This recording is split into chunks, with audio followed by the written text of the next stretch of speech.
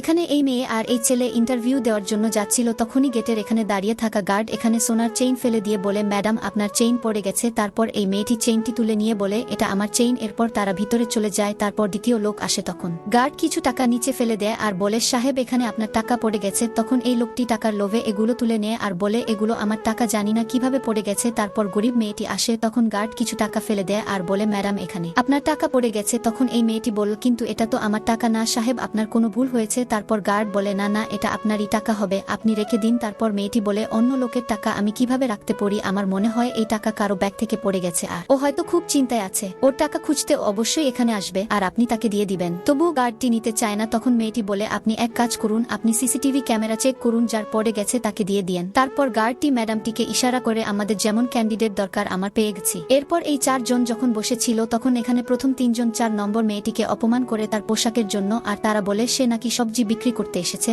আর তাকে নিয়ে হাসাহাসি করে আর তার ফাইল চেক করতে চায়, আর তার ফাইল ইচ্ছে করে ফেলে দিয়ে বলে তার ফাইল এমনি পড়ে গেছে। আর তাকে জিজ্ঞেস করে, তুমি এখানে সবজি বেচতে এসেছো নাকি ইন্টারভিউ দিতে, তোমার পোশাক দেখে তো আমাদের তাই মনে হচ্ছে। এরপর থেকে যখন কোথাও ইন্টারভিউ দিতে যাবে আমাদের মতো ফর্মাল পোশাক পরে যাবে। তারপর গরিব মেয়েটি রেগে যায় আর বলে, আপনারা আমি যখন থেকে এসেছি আমাকে অপমান করে যাচ্ছেন, আমাকে অপমান করার কোনো অধিকার নেই। গরিব বলে, কি আমি মানুষ না? তারপর ইন্টারভিউ নেওয়ার ম্যাডাম চলে আসে আর তাদের ম্যাডামের চেম্বারে ডাকে। তারপর ম্যাডাম যা করলো সেটা দেখার আগে ভিডিওটিতে একটি লাইক করে দিয়ে চ্যানেলটি সাবস্ক্রাইব করে দেবেন। তারপর গাইস, এদের যখন ইন্টারভিউ নিচ্ছিল তখন এই গরিব মেয়েটিকে বলে, তুমি সিলেক্ট হয়ে গেছো, আর বাকিদের বলে তোমরা এখান থেকে বের হয়ে যাও। আর তাদের বলে, তোমাদের ইন্টারভিউ দেওয়ার আগে আমি তোমাদের গেটের সামনে পরীক্ষা করছিলাম যে তোমরা কেমন মনের মানুষ, আরে এই কোম্পানিতে শুধু টাকা পয়সার হিসাব হয় না, আর তোমরা শুধু এটুকু টাকার জন্য লোভে পড়ে গেলে। শেষে এইসব মেয়েটিকে চাকরি দিয়ে বাকি 3 জনকে তাদের টাকা সোনা ফেরত দিতে বলে তাদের বের করে দেয়।